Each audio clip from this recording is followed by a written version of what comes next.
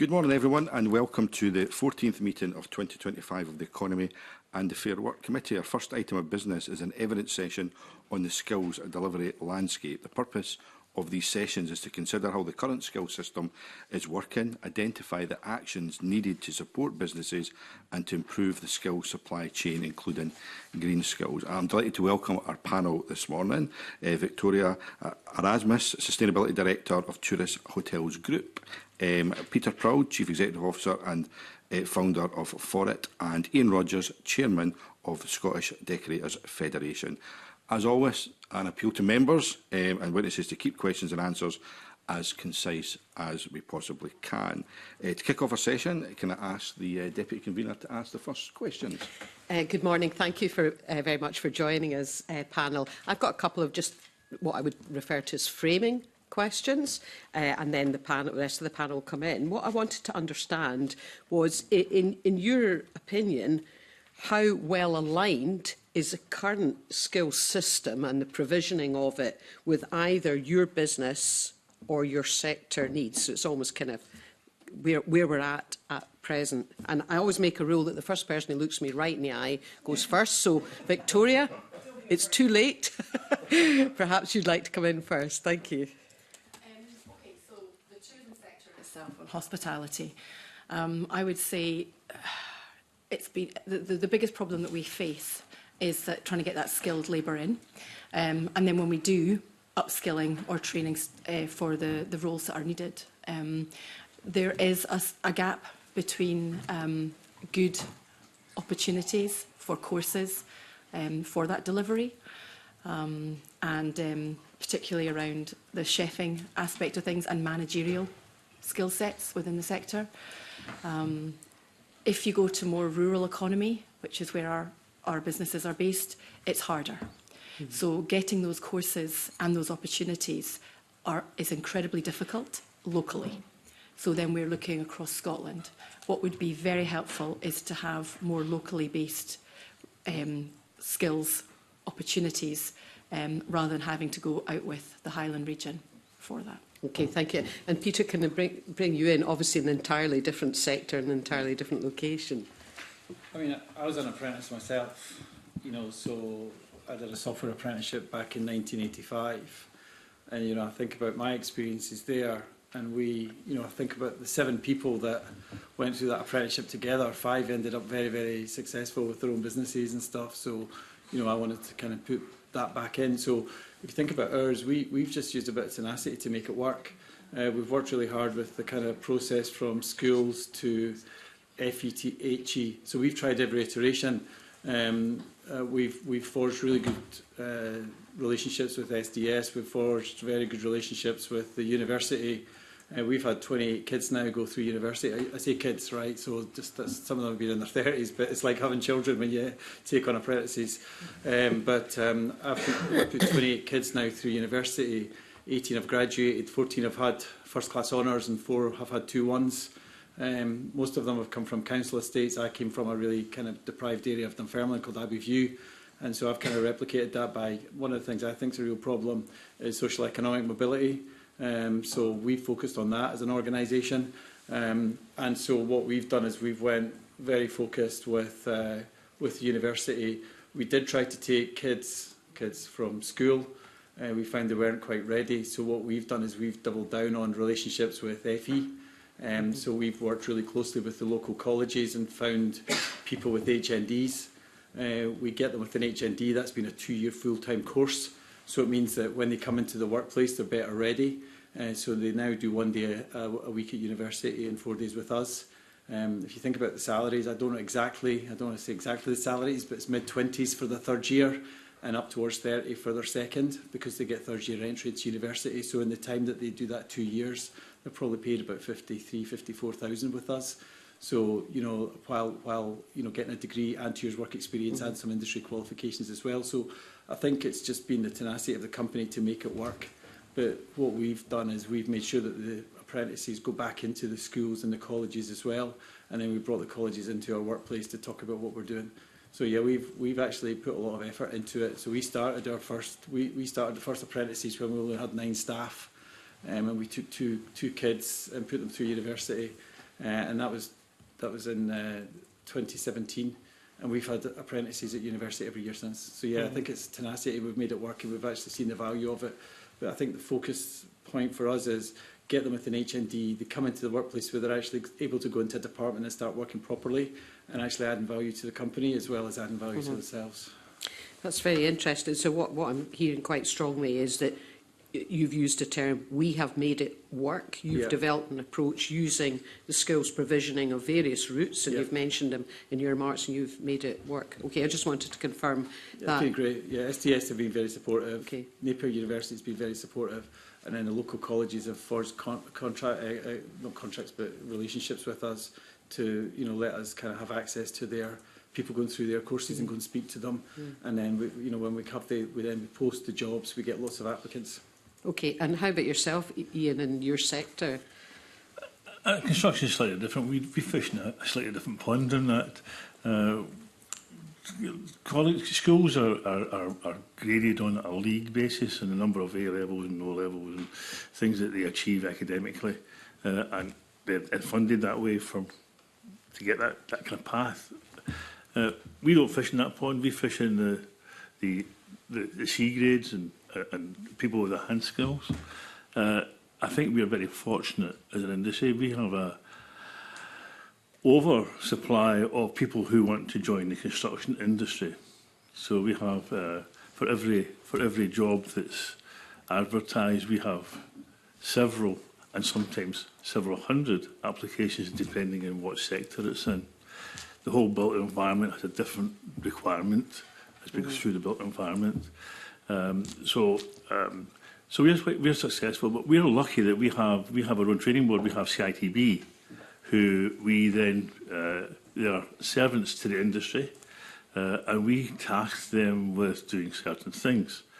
And they do it very well, particularly well in Scotland, where we have the gold standard of apprenticeship, the envy of Europe, without a doubt, as was dictated by Cardiff University and Dr. Steve Snaith of ICI, who said, in Scotland, you think you've got the best apprentices in Britain.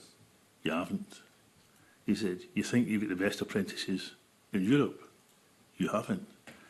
In my opinion, you have the best apprentices in construction in the world. And it's the way we train. We train a 4-year apprenticeship. It works very well. And the problem we have is, as always, is funding. Could we do better? Yes, we could. How could we do better? We could train more people.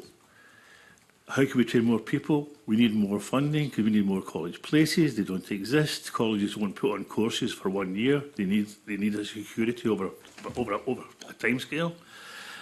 As does industry. It needs that security to know that if taking somebody on, they can have a full 4-year training in front of them.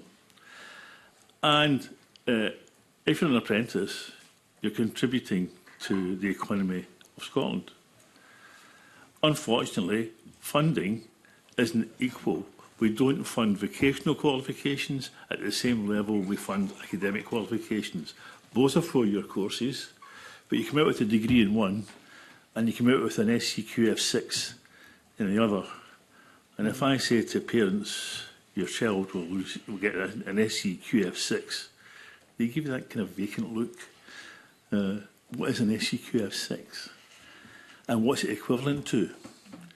So perhaps it might seem picky, but perhaps we should be calling a qualified apprenticeship something different from an SCQF6. Perhaps it should be a vocational degree, something that parents can understand and buy into. But I think our industry training board does an excellent job. The problem we have in some areas is that the main education is in the central belt and up. It's kind of a C shape, an inverted C. We have Inverness, Aberdeen, Edinburgh, Glasgow. And when you get to the islands and you get to the Highlands, it's a bit more difficult. to get training, young people at 16 have to leave home and come down to one of the colleges in either Aberdeen or in Glasgow or Edinburgh to do their training. And I'm not sure as a parent I would want my 16-year-old from the islands coming down for 3 weeks to do training.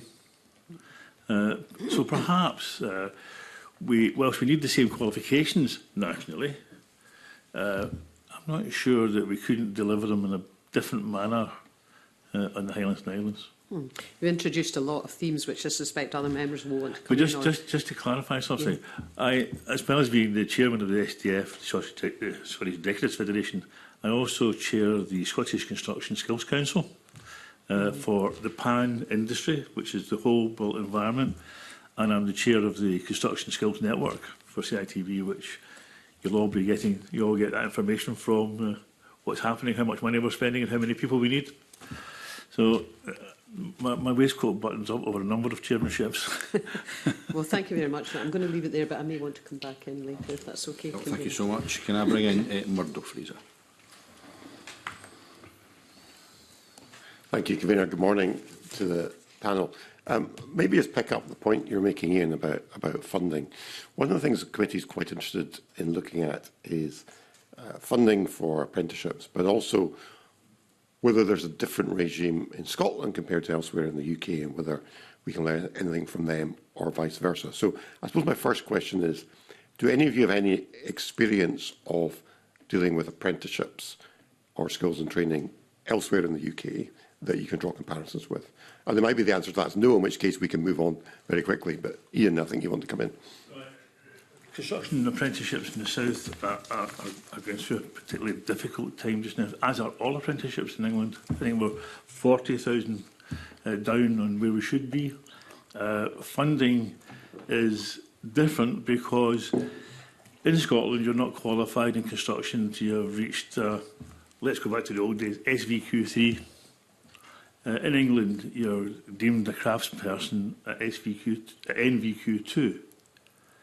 And the funding is then slightly different because it's all geared towards the colleges giving the level 2, whereas in Scotland the funding is geared to level 3. For those managing agents like CITV, they're paid on completions, whereas colleges in Scotland are paid on input. So you can have 100 people joining the course. After 6 weeks or 7 weeks, it's fully funded. Whereas for CITV, the managing agent, it's funded at the successful completion of the apprenticeship. So it's slightly different. England, the colleges are in charge. CITV doesn't have a managing agency in England, and you can see what's happened down there. They are now talking about, after Grenfell, they are now talking about minimum competency standards rather than an SCQF level 6. So you'll be able to enter the industry, do a module, come back, be trained in that, go back and do something else, work on that, go back and do something else and build yourself up to a qualified person. It's been looked at. The government wants us to look at modular kind of training and competency standards, which the industry is quite resistant to at this moment in time. We think we have two routes to competence, which is the 4-year apprenticeship with the skills test completed successfully, and we have a mature route, which is a 2-year route. To break that and break that down into competency standards is something that we resist, because you as a customer, when you employ somebody, your expectation is they can do the job, not can do part of the job. And that's what I think. All the NOSs, all the NOSs, all the National Application of Standards are in limbo because they're waiting for these competency standards to come through. painting and decorating isn't. It's now it's completed. We have a very competent committee that deals with that. So there are some difficulties out there. And down south, I wouldn't base anything that we do in Scotland on what we do down south. Okay. Can I ask you then about an issue that a lot of people have raised with us, which is the apprenticeship levy? So the apprenticeship levy is paid for by employers across the UK. So as employers in Scotland, as you all are, what's your thought about the apprenticeship levy, and do you see that money coming back into your businesses? It's the levy. It's only companies over wage was of 3 million. So in Scotland, the National Health Service is paying a huge amount of money. How to get that back, we have absolutely no idea. We have asked the Minister on several occasions what happens to the money, and there is no answer apart from it forms part of the block grant. And by rule of thumb, you could say if the apprentice levy is that amount of money in the UK, Scotland's 10% of that. So 10% of that should come to Scotland. In construction, we only have about a half dozen companies that pay the levy, the actual apprenticeship levy. But it would be nice to know what happens to it. There's a lot of money.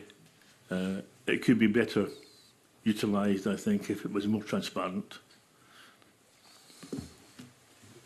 Peter?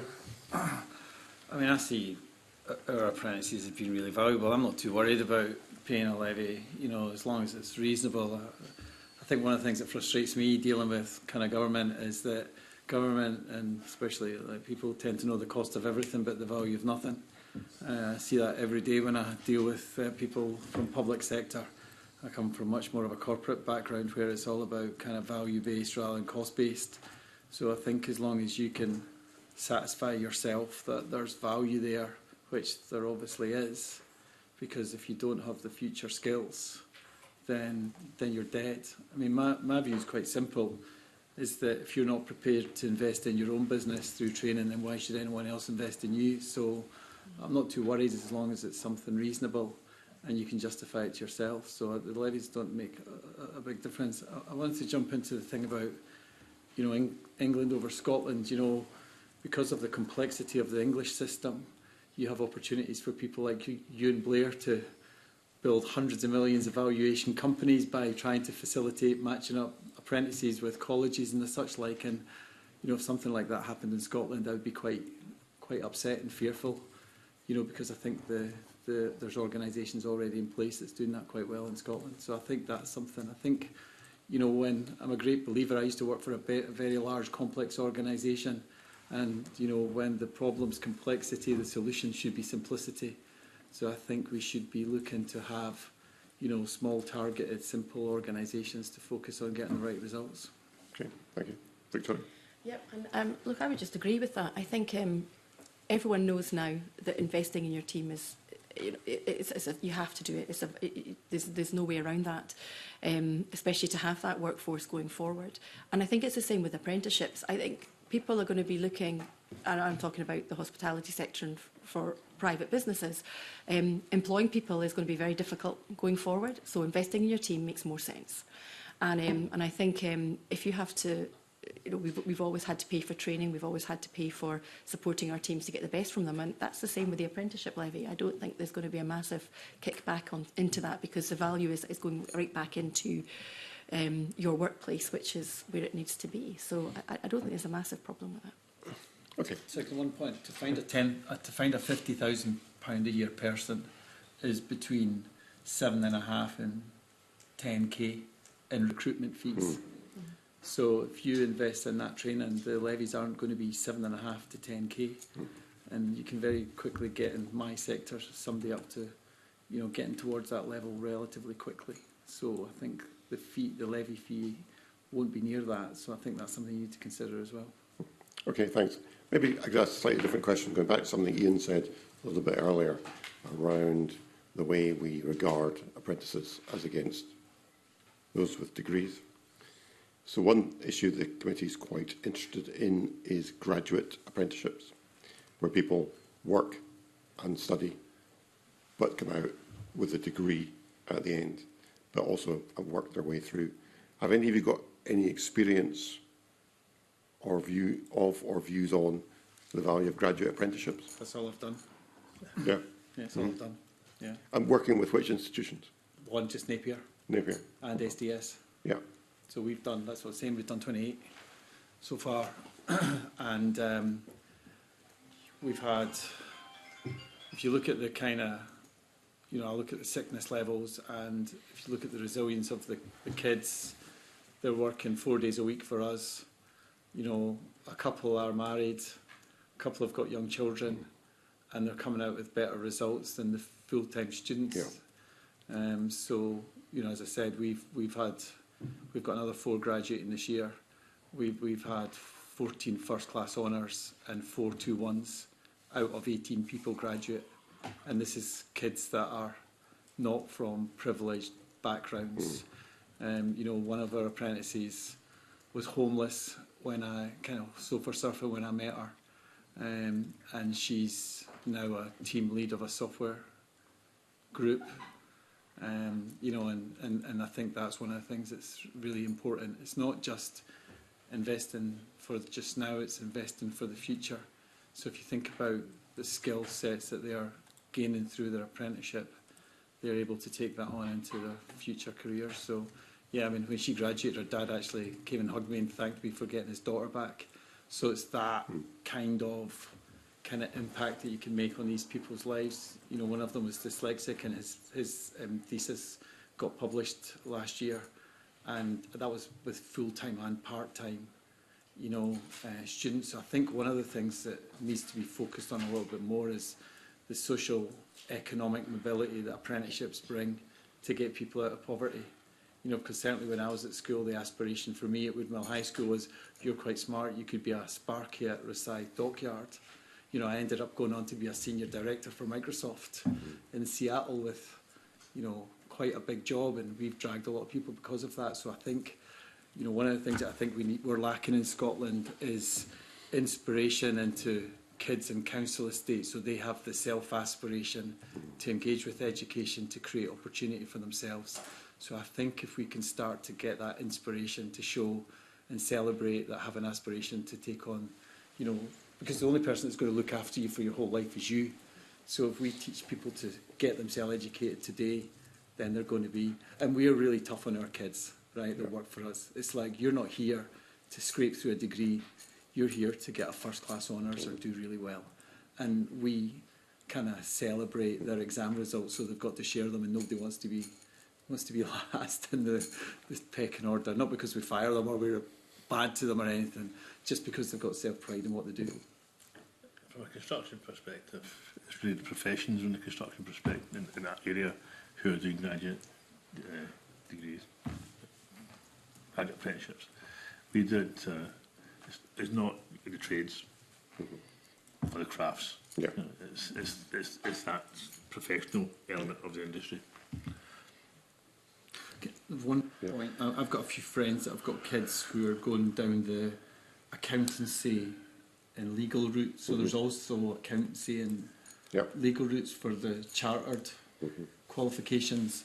And if you look at them, so one of the things to think about moving forward is student loans and debt goes off against affordability for mortgages and the such like, right? So if you look at our apprentices, most of them are buying their first houses, you know, coming towards the end of fourth year.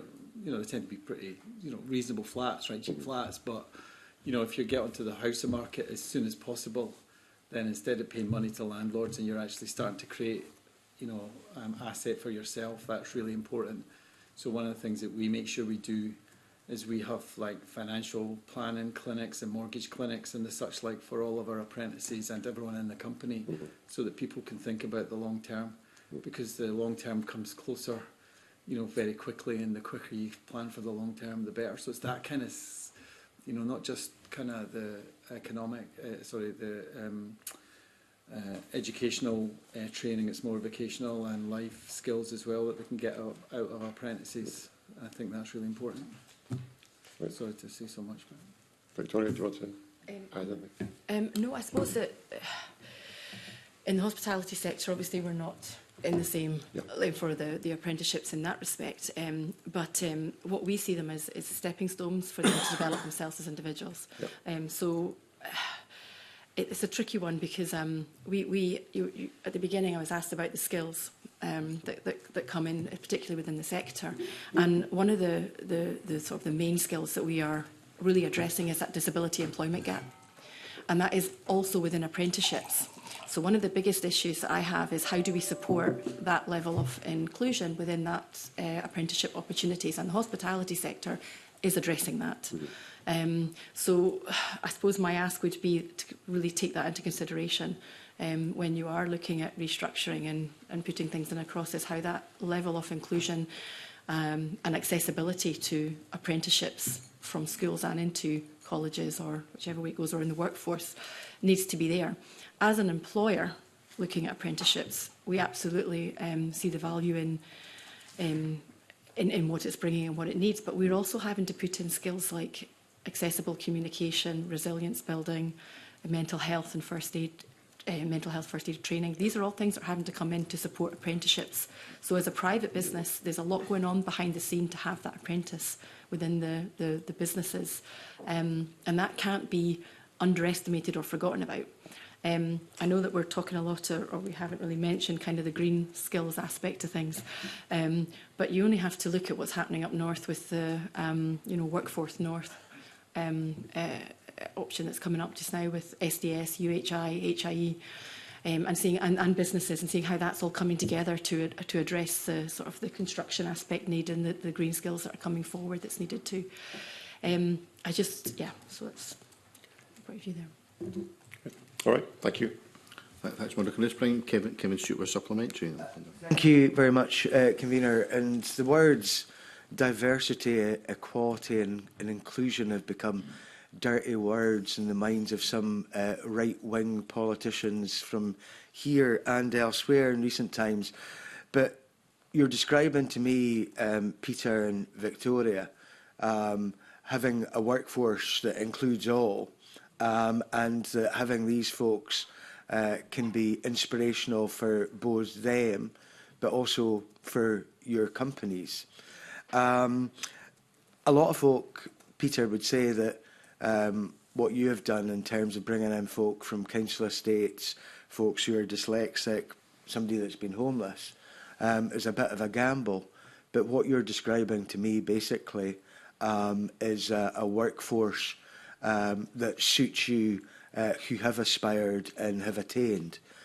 What would you do to encourage other business owners to take the steps that you have done, and to get them to realise, investing in people properly is not a gamble?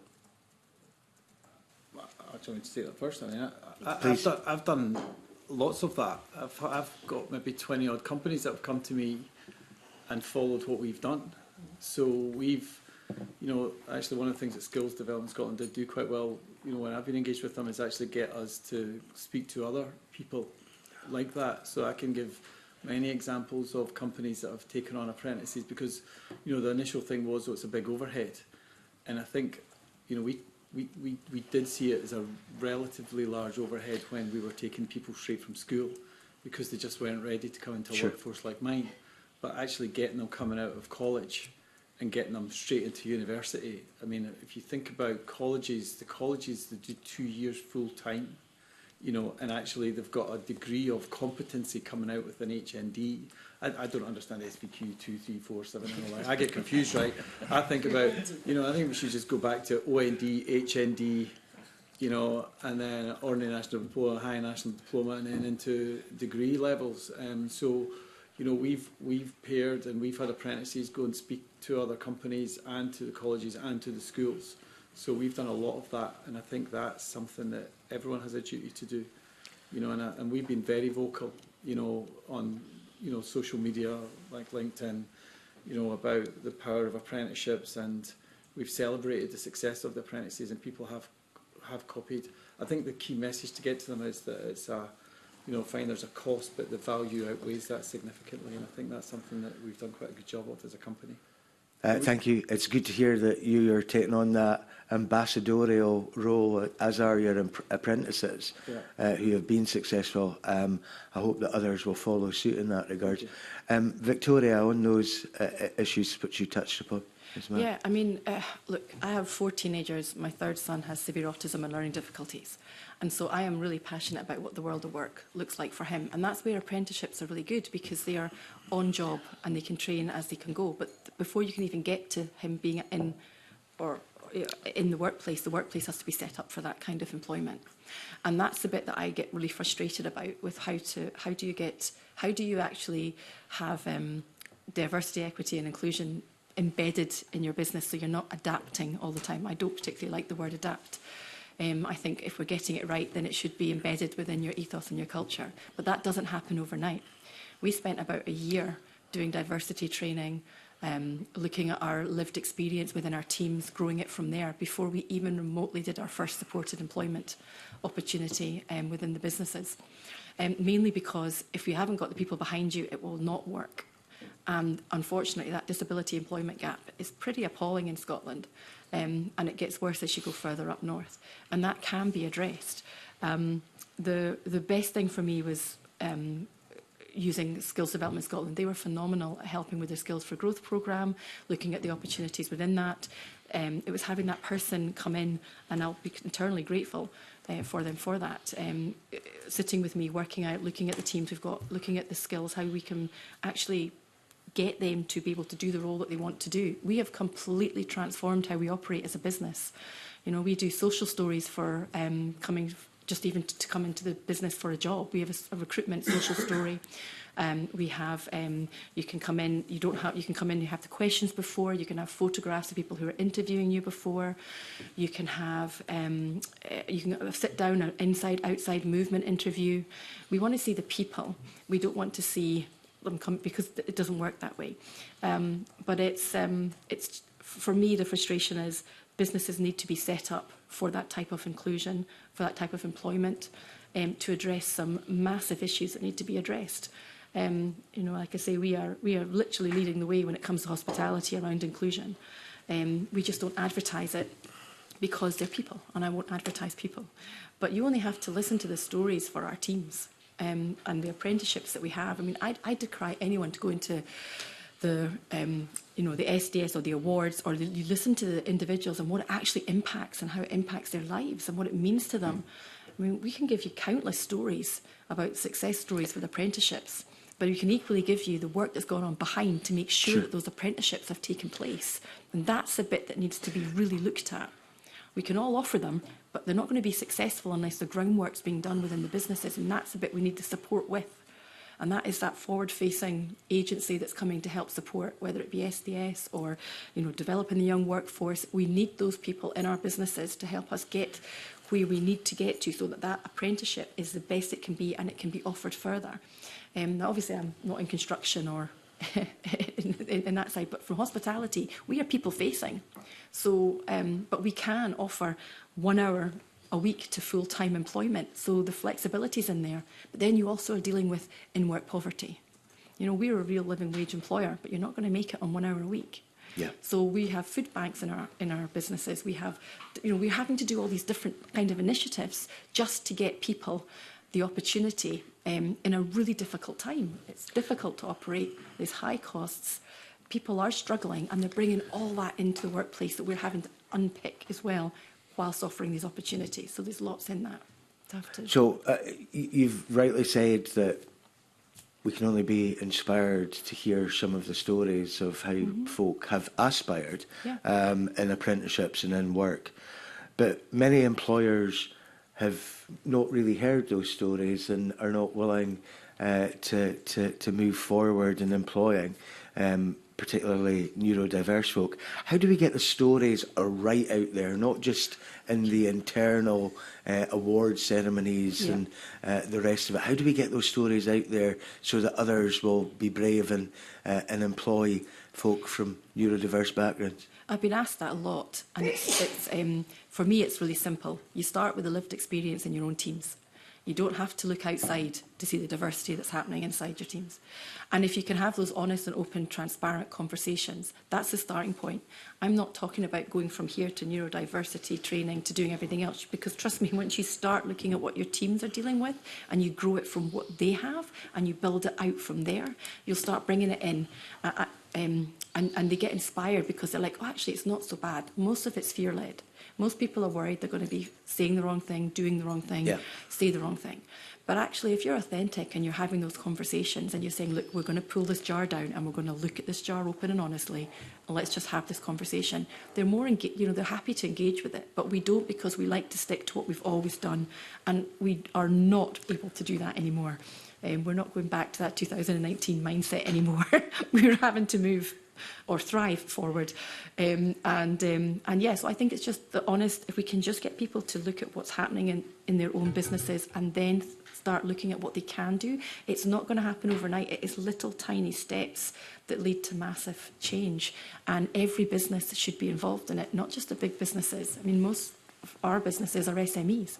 We could have the biggest impact and the biggest change and actually have the largest success story going. But we need to support the businesses in that journey, because it is fear, and we've all got enough fear going on to be dealing with. Thank you, Victoria. Ian, do you have anything to add, please? Well, I think that's what you're talking about is the very point that we fish in for our employees, for our apprentices. How many of us here at 16 thought we'd be sitting here today? You know, I think it's a journey that you have to take. Construction is one of the few industries where you can be told at school that you're a failure and end up being a millionaire. And I point out a few: Stuart Milne, Robertson Construction, Bell Group, Trident Maintenance, to name but a few. If we want to inspire people to higher echelons, we have to do it early at school. We have SDS who has careers teachers, careers people in all of the schools. They're probably not well enough versed in all of the different sectors that require a careers teacher to know. When I was at school, we had a careers teacher, and the only place you could go, and I was at Bearsden Academy, and our careers teacher said, singers or John Browns. That's all they knew. Both closed.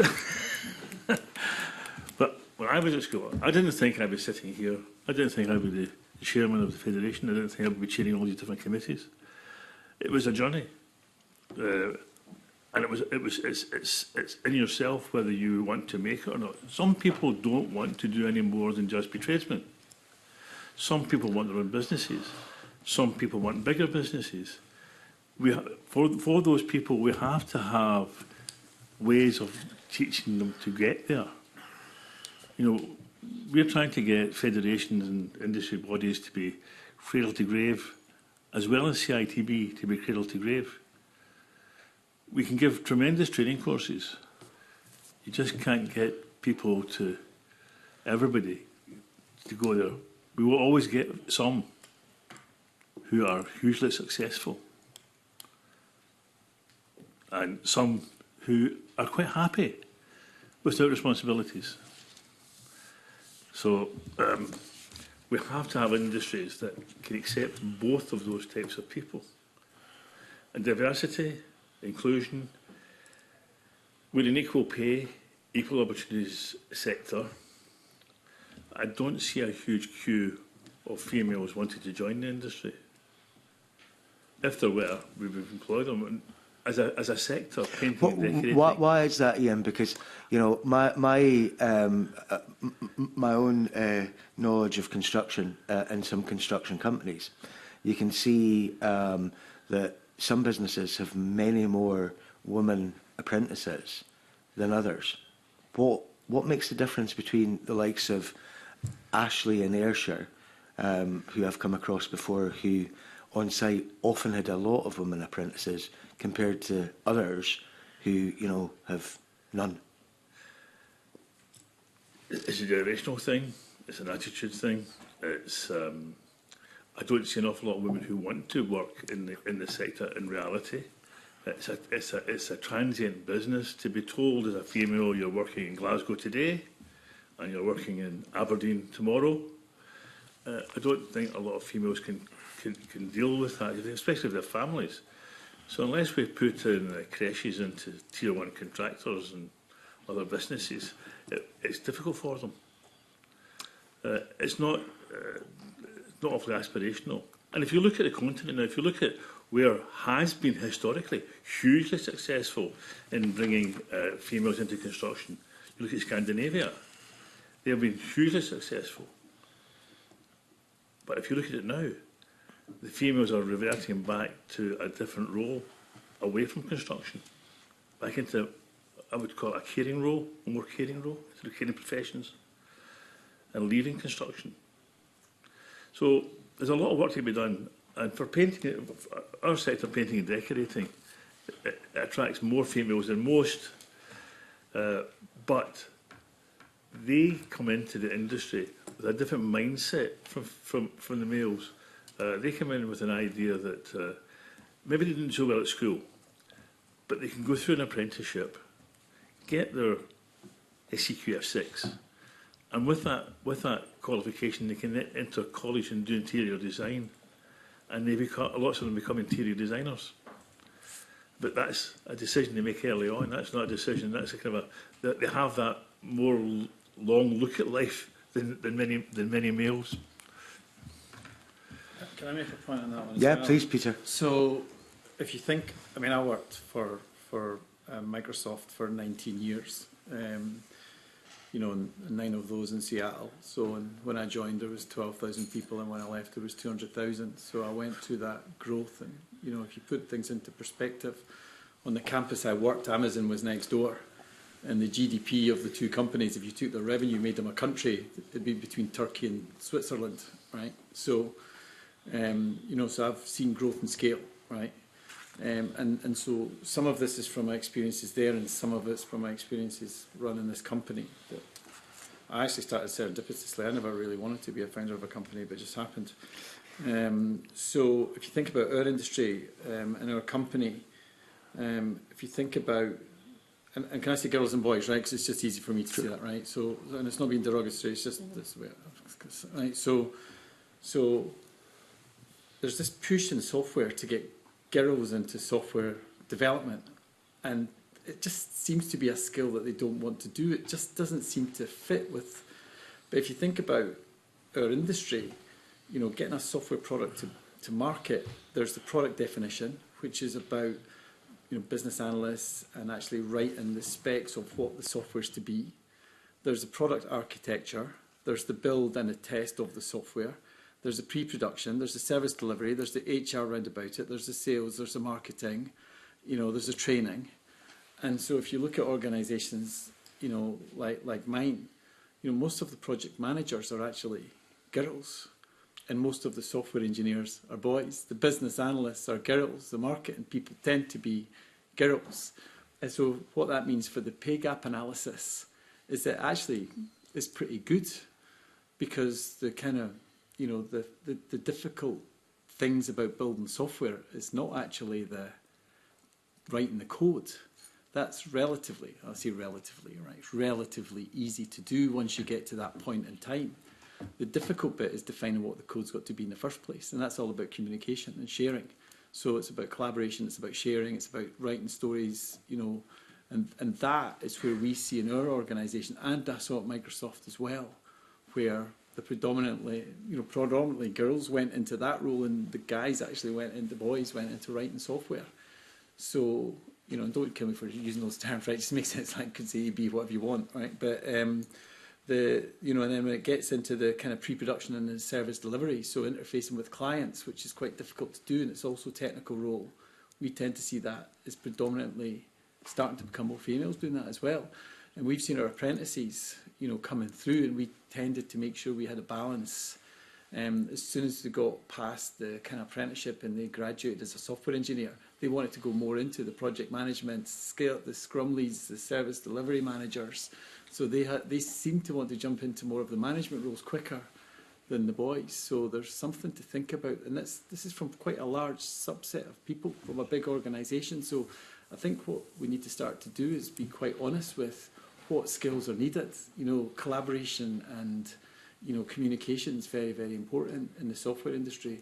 And that has, I've seen, been more geared towards the softer skills. I'm not saying softer skills in a negative term, you know, because they're harder skills to learn in certain instances. So that's what we've seen in the industry. So it's something to think about, you know, because they are high-paying jobs. You know, our management meetings are 50-50 between, you know, girls and boys. I wouldn't worry about your terminology. It's all about maximising the skills of people. Yeah. Thank you very much, folks. Thank you, convener. Thanks so much, Kevin. Can I bring in Lorna Slater? Thank you very much. I'm going to sort of pick up some of the themes that were brought up earlier in the framing discussion. Something we've heard from other employers throughout this inquiry is frustration with a lack of flexibility from the colleges. So if they've got an apprentice starting in January, they can't start their college course until September.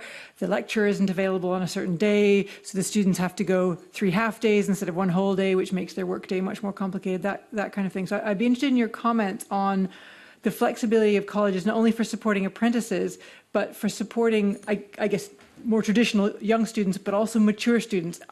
Is our skill system via the colleges flexible enough, or is there something that needs to change there? Please go ahead, Victoria. Yeah, please go ahead, Victoria. Okay. No, thank you.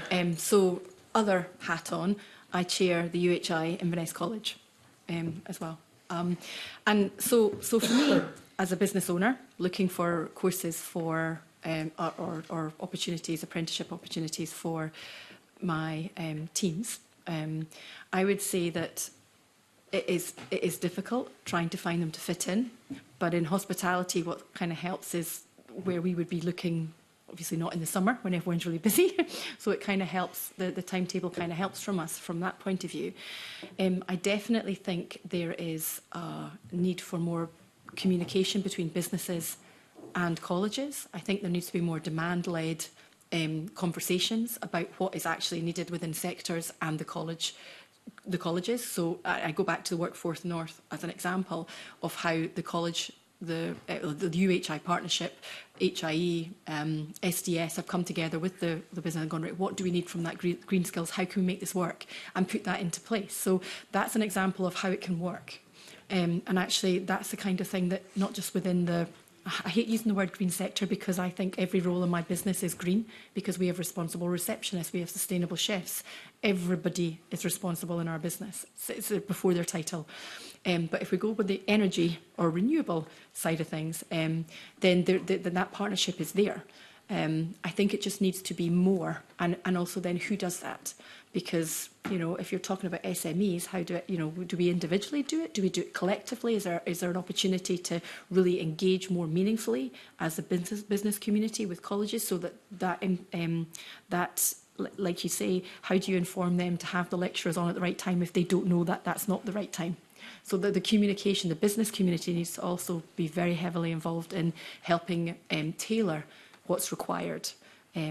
As opposed to just saying they're not doing a good enough job, it needs to be better. They can only do what they know, you know. So if the businesses can help with them by saying, you know what, January to whatever, we can do this, and it will just help tailor the curriculum slightly easier, I think. My experience is that there are some excellent colleges, there are some good colleges, and there are some not so good colleges. Colleges are badly funded. I think it's 17 just now in special measures. Financially, it's a difficult situation for them. They decided to amalgamate the college sectors, the failing colleges with the successful colleges, amalgamate them both. So you had a deficit in one college, a surplus in another. You mash them together, you get a deficit for both. So that's been difficult for them. So therefore, they've tried to look for funding directly rather than through the managing agencies.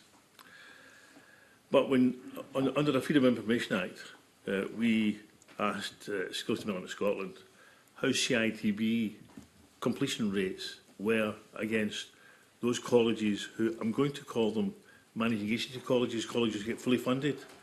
That isn't what the government calls them. It's just a fully funded college. But they're doing all the managing agency work, but not. They're only doing part of it, but they're taking the fully funding, which takes it from the managing agent.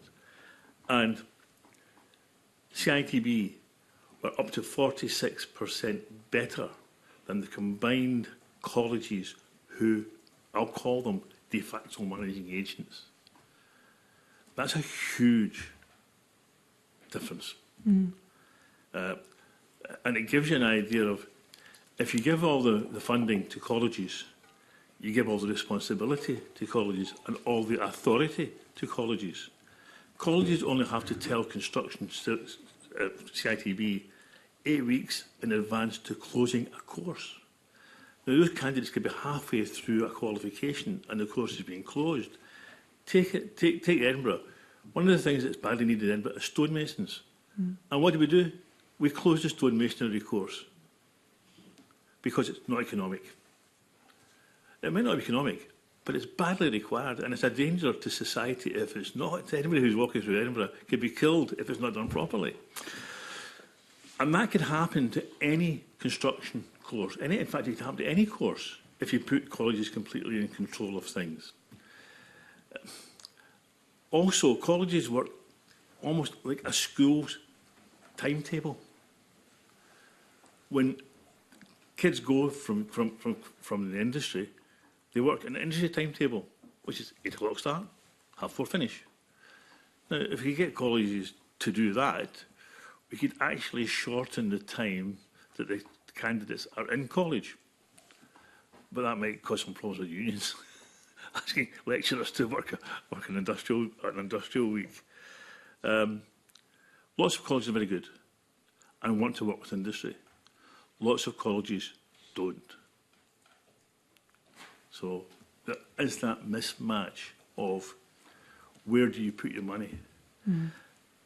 If it was me, if I was a government, I would be saying, for all of construction, we have a training board. Give them the money. Make them responsible. Give them the authority. Make them the awarding body for qualifications. Because construction is the biggest vocational element within SQA. So maybe SQA should concentrate on academia and allow the industries to look after our qualifications. Because delivery of construction qualifications has become a huge expense now. Because we have to have a portfolio of evidence that we gather from the workplace, which before it was done in a more sympathetic mode. It's now on a actually observation mode, so they have to be observed. Now, if you're working in construction and somebody's coming down to look at an apprentice's work, he might be working in Aberdeen, so the EV will go and look at Aberdeen, but the apprentice might not be there. He might be somewhere else. Or we're getting our apprentices done 7.5 years at the present time, having got through their apprenticeship because of a number of reasons. COVID's one, and the difficulties that brought about. COVID was a really difficult time for everybody, a difficult time for colleges, extremely difficult time for apprentices. But we now have a new cohort coming through who will not be able to produce all the evidence from the workplace because the employer might not have that type of work to be looked at. Whereas what we would want to do is we would want to have that in a realistic workplace environment within the college boundaries so that a competent craft teacher can evaluate that and pass it. But because SQA tries to fit traditional apprenticeships, which is like construction and engineering and all of those ones, tries to make out a modern apprenticeship, it doesn't quite work. Because portfolios work in hairdressing, it doesn't mean they're going to work in construction. But it demands that it is. So that makes it hugely difficult for employers. It makes it And what's happening now is you can see that this year there's a slight drop-off in apprentice numbers in construction. Two reasons. One's the portfolio of evidence, and two is the increase that the government put on the minimum wage affecting the first-year apprenticeship. At £7.55, I think it is, an hour, up from the negotiated rates that we have. We have these collectively bargained terms and conditions,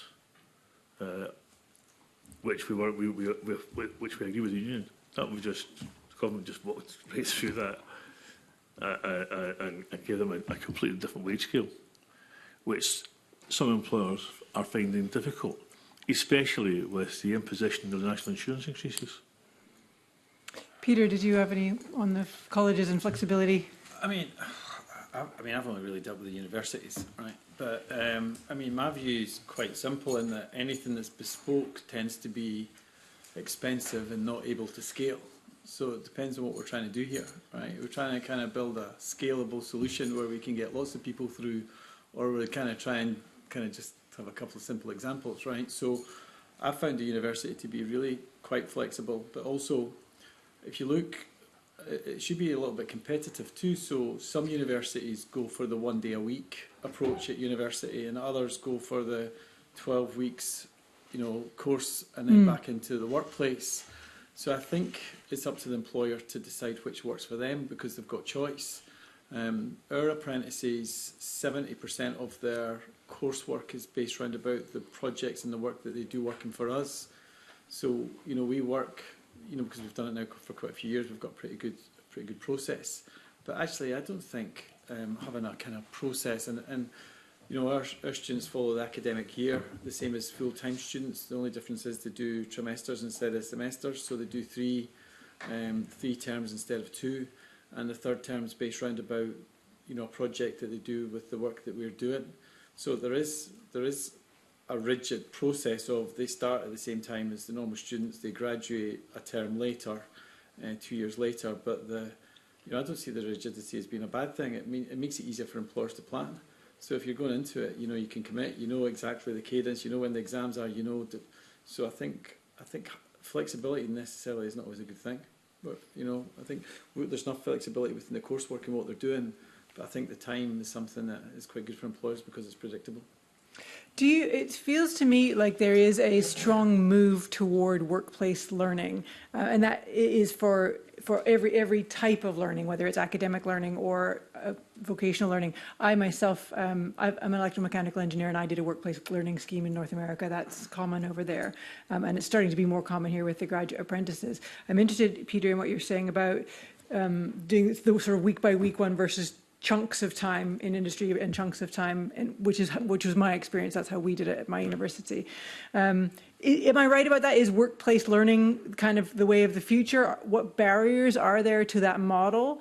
Are parents accepting of that? Does everybody? Is this the way forward for all types of learning?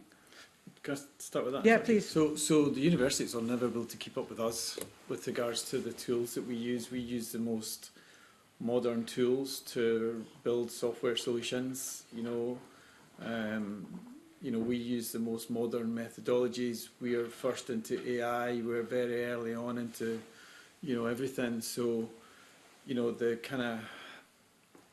more academic type, architectural type, maths type, you know, kind of industry standard discipline can be delivered through the university, and then the actual learning the latest tools tends to be within our organisation. So, you know, we seem to have a nice cadence and kind of, you know, balanced approach to education. So I look at some of the other apprentices at my you know, our people go through, and, you know, some of them are working for, you know, pretty antiquated organisations, and so, you know, I think where there might be a little bit of kind of difference is the tooling that people use within the organisation to work, because some people aren't as modern as a company that builds modern software tools. So I think that could be a bit of a problem, but certainly, I mean, we've only went with Napier because their 1 day a week suits us, other people are only going with Heriot Watt because their kind of sandwich courses works for them. I think I know Strathclyde do exactly the same. So there is competition there. So it's up to the employers to, really look to see what we've just not looked at any other college now or university because we've got it working. So I think there is enough flexibility there through the fact that there's different models, and I think that's important. But I think the outcome is the same in that the full-time university students sit exactly the same exams that our students sit.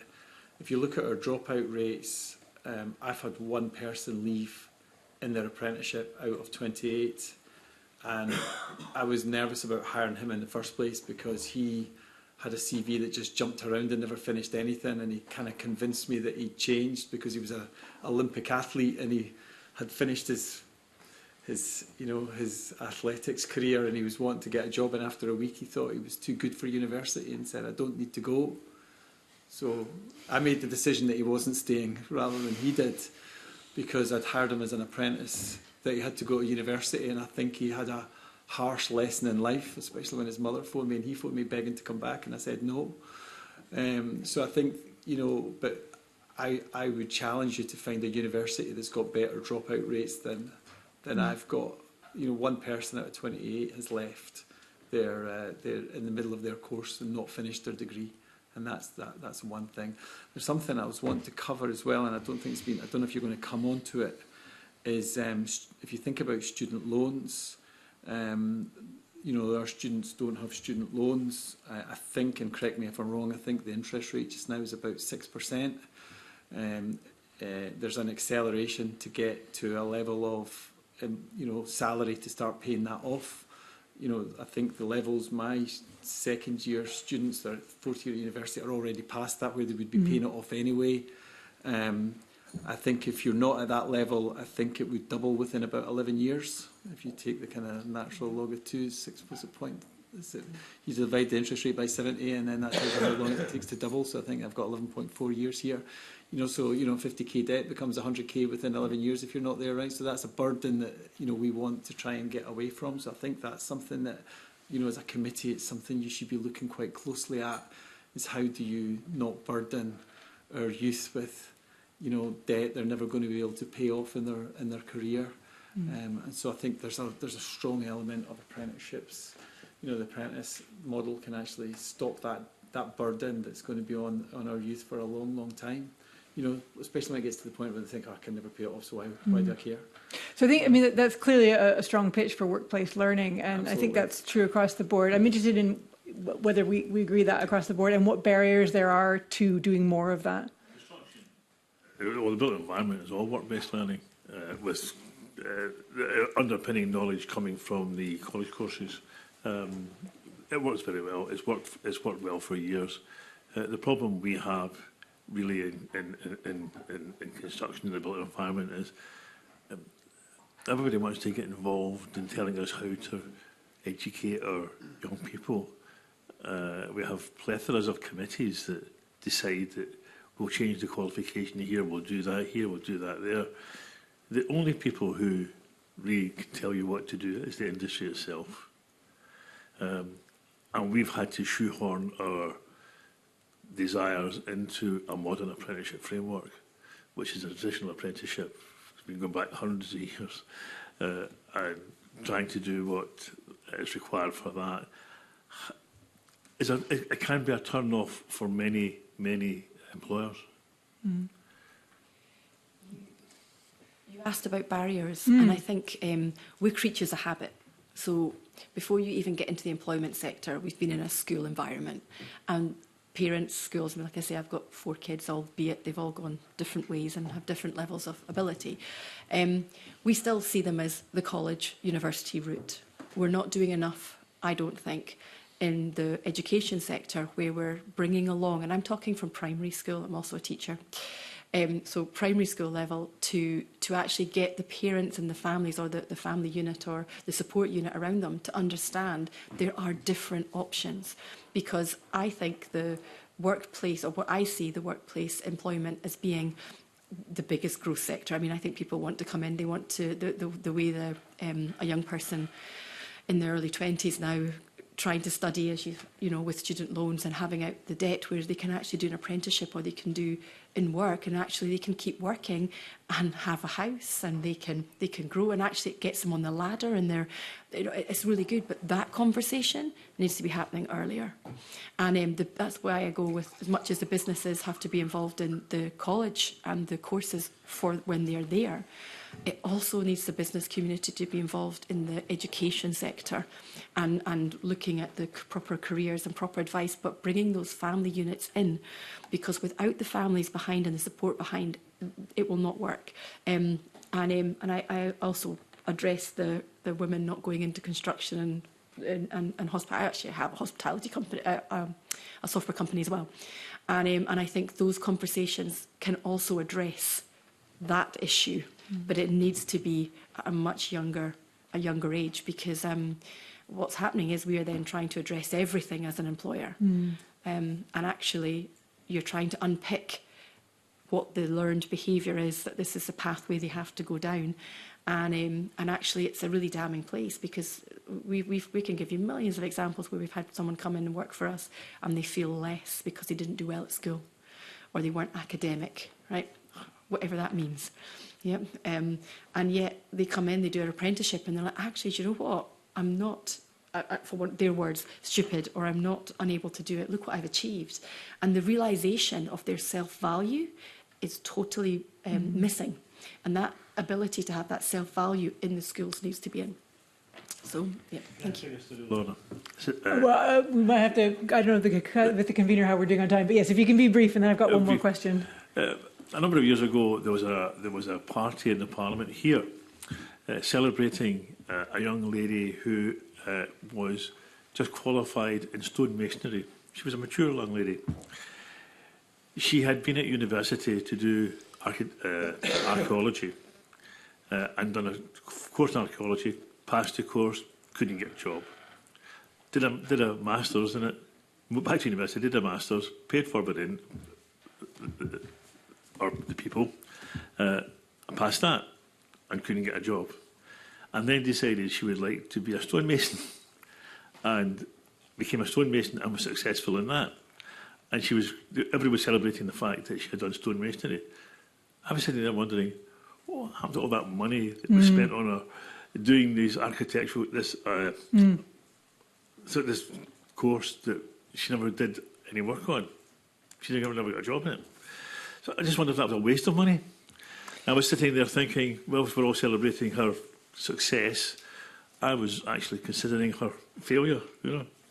That's something we've heard, I think we heard that, was it last week or the week before, about, was it 34% of university graduates don't use their degrees, and whether that is therefore representing a national waste of resources if we are using educational resources to train people to do. She had all the money for the university courses, and then she had all the money for the training for the apprenticeship in itself. It's an interesting it's an interesting question. It's an interesting question for sure. So my last question, and I'm sorry, Convener, I'll try and be brief, is about mature students. We've spoken a lot about young people, but in terms of a transition in our economy and also increasing that productivity, getting people back into work who may have had a break for whatever reason, how do you feel our skills sector is doing? Is it easy for people to get back in? What can we do differently to help people who are more mature? Well, we have a skill shortage.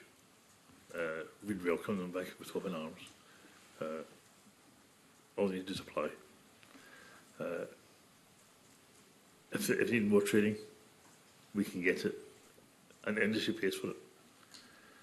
If you look at what industry puts in to education, apart from the money the SDS gives, the college that gives the industry to work on it, we, construction industry, put in £30 million a year to Scottish construction apprenticeships.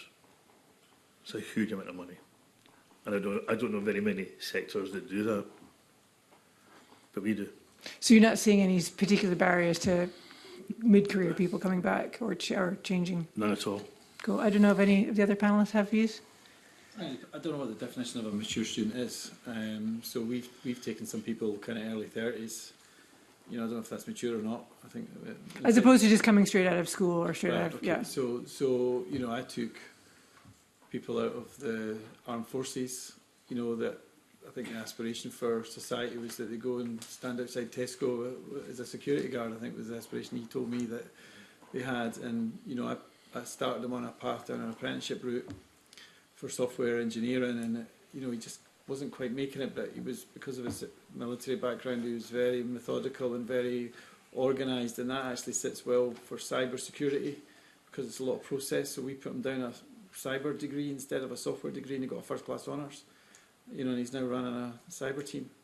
You know, so you know, I think there should be a celebration of, you know, whole life learning, right? I mean, I think you've got to keep on reinventing yourself. And going back to the point I made earlier on about the only person that's going to be with you your whole life is you. So I think it's about kind of giving them the aspiration. But yeah, we've had people in their 30s do degrees. In fact, we've got apprentices now that are in their 30s. And you don't perceive any particular barriers there? I wouldn't even notice the difference. Brilliant. Okay. So the only barriers that I would sort of suggest, and from my own personal view, is that the reason why they're coming back into employment. So if they're having to come back in because they feel that the cost of living is higher, that they've had to come in or take a second job, then it's a different type of employment because they're having to come back to work as opposed to wanting to come back to work, if that makes sense. So there's a barrier there. And that comes down to then how that's supported within the workplace. The second one is the expectations on salaries for someone coming into the profession later on as a mature, because they're coming in at a salary expectation, maybe haven't had the experience coming into the hospitality tourism sector, having never been there before, but have come from a career, maybe been made redundant. There's a lot of redundancies going on right now for that level, that sort of senior management level, who are then looking for similar roles. So I would suggest maybe salary expectations new into a role, and also potentially the reasoning why they're having to come back. On the other side, phenomenal knowledge base, good work ethic. That's a really good work ethic. Resilient, really knowledgeable. That gets brought in. So there is that side where it's an absolute asset into the business. But from a barrier point of view, what we've seen within the sector is there are those two extra additional barriers on the side around that. Thank you. Oh, I sorry. was going to say, I know a company down south that's got rid of everyone under the age of 35. Right? I'm being serious. Right? Oh. They just, after COVID, they just had enough. And it's a female founder. Wow. And it's a pretty good, smart company. And she will, if you look at the staff now, they're all plus 35, probably plus 40. Because the work ethic they're getting from the plus 40s is way better than the kind of the youngsters. I know it's a pretty hard thing to do, but that's what she did. And I was like, well, that was, I mean, most of our staff are younger because software tends to attract younger people, but they're more in the creative industry, you know, kind of marketing creative, and their profile is, the average age of the company is probably top end of 30, maybe even young 40. So it's interesting when you see that. Thank you, Convener. So, follow that, Gordon MacDonald. You have to come in now. Thanks very much, Convener. Good morning, panel. Victoria, you touched on the area that I was going to ask some questions on, which was access to school. Obviously, you've highlighted the benefits of apprenticeships and the challenges, but how do you encourage young people at an earlier age to even consider your sectors for a future career? I think we get kind of a bad rap as a sector, if I'm totally honest. I think we're seen as low-paying, long hours, and actually, or a job you do for a summer, when actually it's a lifelong career that you can go as far as you like, coming in with your own skill set, with no qualifications, start off, work hard, and achieve massive success. By being you. So it's a really value-centred career. I don't think, as I said earlier, we don't do enough on careers or roles within the sector in schools and the value that can come out of it. I mean, we job sculpt now, and you know, you could the opportunity around AI coming in, around sustainability. I mean, you only have to look at what we do in our own businesses around that just to see how far you can go with that. You know, and the new opportunities to change operational practice. It's really an exciting time to be part of the hospitality sector. I mean, I wish I'd found it sooner. I'm glad I went down education and kind of fell into it, and I've kind of moulded it into. But for young people and people coming into it, it's a phenomenal sector that does offer massive opportunity, but we have to be getting that message into schools, into young people, and then showing the benefit of apprenticeships, work-based learning alongside that, because we're always going to need people. We're not going to be replaced by AI. You said you were a teacher previously. Do you get the opportunity to go into schools and deliver that message? So what I've done is I go into schools. I particularly specialise in additional support needs. So I've gone into the local special schools where I've created programmes around value-based. So we use the hospitality as a sector. A lot of young people haven't even been to hotels or restaurants because they can't access it. So we have social stories for going into a restaurant, coming to a hotel. But then when I'm looking at, okay, so my remit as a teacher, prepare young people for jobs that don't exist. So as a business owner, I need to find those jobs or do the jobs that I'm doing now differently. It's completely intuitive to me. So when it comes to going into the schools, I want to see young people who have additional support needs tell me what the world of work looks like for them. I'm not going to make up jobs and say this is what I think someone with cerebral palsy or Down syndrome or autism looks like. I want them to tell me how that works, and then I set up my business so that they can work. And it's those kind of programmes that the business community can do, and it's really not that difficult. So I go into schools, I talk to young people about the hospitality sector, but more importantly, where they see themselves within that sector and what value they can bring into the sector. Because we all know they've had a really rough time.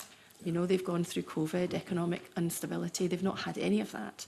So if we want to ensure that we're not getting rid of everyone under 30 and building ourselves up a bigger problem for when they're in their 40s, we're actually taking those young people with us and developing that resilience with them as we go as businesses. And I think that is our responsibility. As a business owner and a parent, I feel very responsible to ensure that the workforce coming through is getting those skills that they need. I just need help getting that too. Yeah.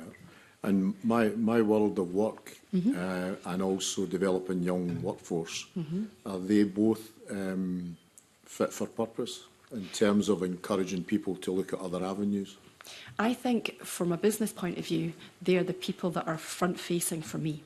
So whether it be Skills Development Scotland, developing young workforce, I know who those people are, and they come and they work with me. And I think that's the bit I worry about that we would lose, is we cannot lose. I couldn't do any of the things that I have done within the business around the diversity, equity, inclusion, the skills-led programmes that we lead, the supported employment that we do, without their involvement and their support. Because where do you go for that information? You need that person to come in and work with you and actually care. You know, I hear a lot, there'll always be hotels, there'll always be restaurants, there'll always be... But they don't care. They won't be. They'll be run by global companies because as a family business, I'm a dying breed in hospitality. It'll be global offshore companies that can mitigate the costs of operating because of other countries. And so for me, having that front-facing person that I can call, that I can contact, that can come in is vital. Vital, especially in the rural economy. You need people who care, and they genuinely care. And so a lot of what we've done is down to the support that we've had, and the vision and the unpicking my wonderful ideas that I've got, and making it in steps that can be followed, because it's so important. Ian, you spoke about the stonemason situation at Edinburgh College, but you'll be aware that a couple of the high schools in Edinburgh are now taking on board, I think it's Castlebrae's taking on a Nat 5 stonemason course, and you've got the roofing course going on at Wester Hills High School. So, I mean, what does your sector do in order to encourage people to think about a career in construction? Kids are different now from they were when I was a kid. Absolutely different. We do very well in primary schools because kids love colouring in. So they love colour. They seem to lose that as they get towards 12.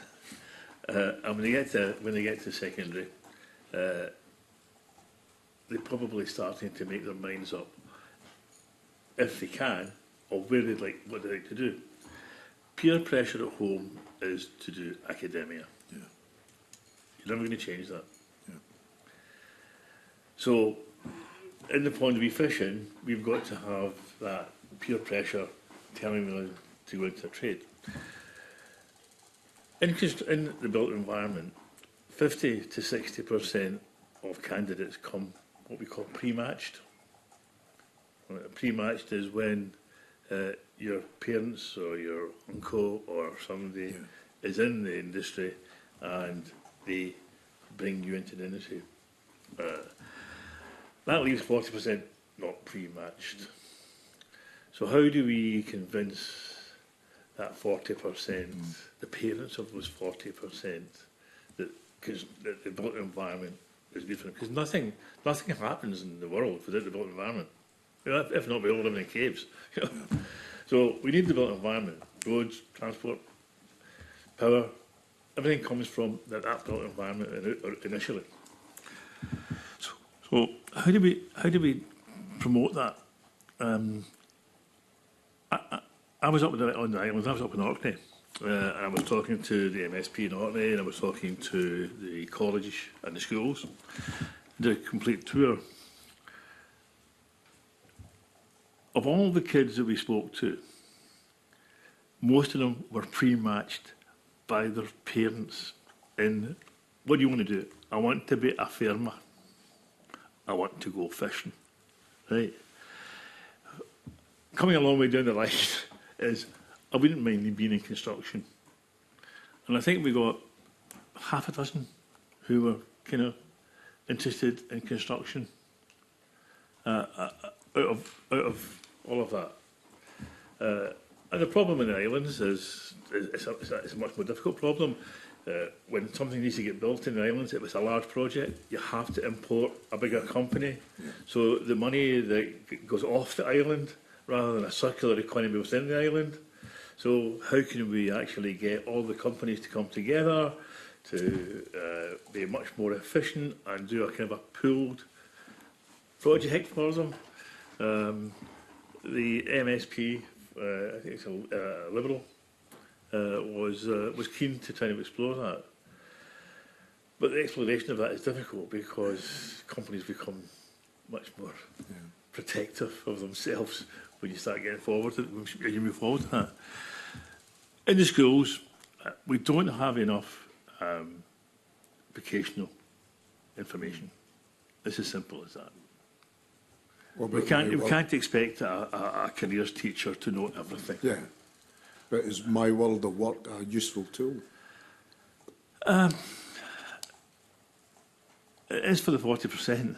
You know, I think I would much rather see much more work going in the actual school itself. You know, if you look at Germany, there's an equivalence of vocational qualifications and academic qualifications, but there's absolutely no difference. Okay. You're respected as much as a professor as you are as a bricklayer. Yeah. Now, we don't have that in this country. If you're a professor, you look down on a bricklayer. You're a bricklayer. You know. But that's about influencing the parents. That's about influencing the parents. Yeah. Absolutely. It's more than, I think it's more than that. It's influencing government. Yeah. You know, to change its policy. It changes the way it grades things. I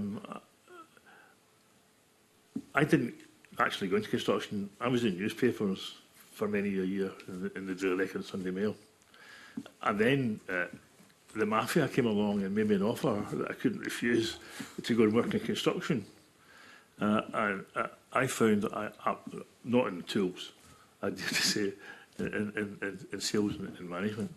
And we did some of the biggest projects in the UK. We built the Toyota factory in Wales, the engine plant.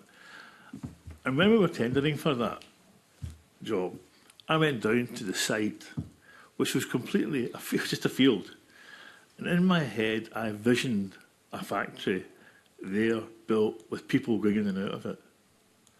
And then we actually won the tender. And we did some of the big jobs like that.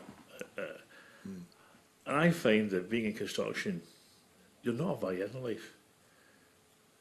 You're actually producing something, something tangible.